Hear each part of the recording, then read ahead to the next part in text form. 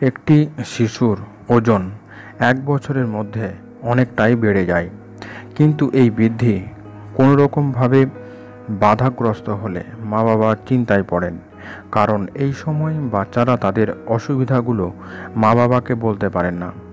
তাই আজকের ভিডিওতে থাকছে চিকিৎসা বিজ্ঞানসম্মত কিছু টিপস, যেগুলো ফলো করে আপনি আপনার বাচ্চার ওজন বাড়াতে পারবেন।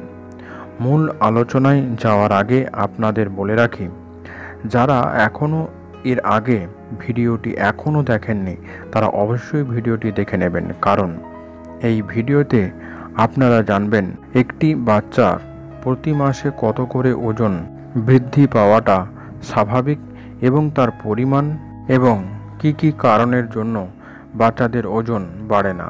এখন আজকের এই ভিডিও থেকে আপনারা জানতে পারবেন আপনি বাচ্চার ওজন কিভাবে বাড়াতে পারবেন। চলুন তাহলে আলোচনায় যাওয়া যাক।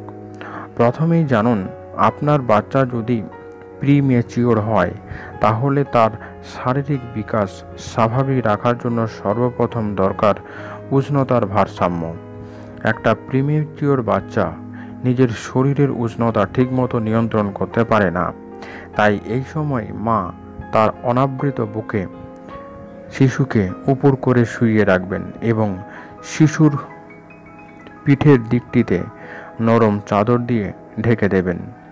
এইভাবে সময় করে টানা 2 থেকে 3 ঘন্টা পর্যন্ত রাখলে শিশুটি আপনার শরীরের থেকে প্রয়োজনীয় তাপ নিজের শরীরে গ্রহণ করে। এতে আশপাশের হাওয়া এবং বাতাসের সঙ্গে তার খুব একটা লড়াই করতে হয় না এবং সময় মতো দুধও শিশু খেতে পারে। বিশেষজ্ঞরা এই পদ্ধতিটিকে ক্যাঙ্গারু কেয়ার বলেছেন। এইভাবে কেয়ারের মাধ্যমে একজন প্রিম্যাচিওর বাচ্চার ওজন স্বাভাবিকের হারেই বাড়তে থাকে। দ্বিতীয় বিষয়টি হলো মায়ের দুধের উৎপাদন। একজন বাচ্চার ওজন বৃদ্ধিতে মায়ের দুধের কোনো বিকল্প নেই, তাই মায়ের দুধের উৎপাদন যাতে যথেষ্ট থাকে সেদিকে প্রতিটি মাকে খেয়াল রাখতে হবে, কারণ একটি বাচ্চার বয়স 6 মাস পর্যন্ত শুধুমাত্র মায়ের বুকের দুধই খাওয়াবেন। তবে শিশুকে 2 বছর পর্যন্ত স্তন্যপান করালে ওজনের সঙ্গে সঙ্গে তার মানসিক স্বাস্থ্য ভালো হবে।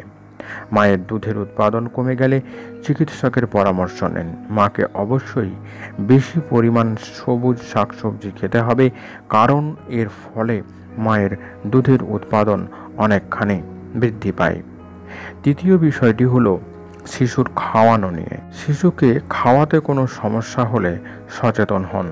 অনেক মা সন্তানকে বারবার খাওয়াচ্ছেন, কিন্তু বাচ্চার খাদ্যনালীতে কোনো সমস্যার কারণে বেশি দুধ হয়তো খেতে পারছে না, ফলে বাচ্চার পেট ভরে না থাকার জন্য তার শরীরের ওজনও স্বাভাবিক হারে বৃদ্ধি পেতে পারে না। সেক্ষেত্রে বাচ্চাকে চিকিৎসকের কাছে গিয়ে পরামর্শ নিতে হবে। চতুর্থ বিষয়টি হলো বাচ্চাকে খাওয়ানোর সময় নিয়ে। অনেক বাচ্চা খুব ঘুমকাতুর হয়।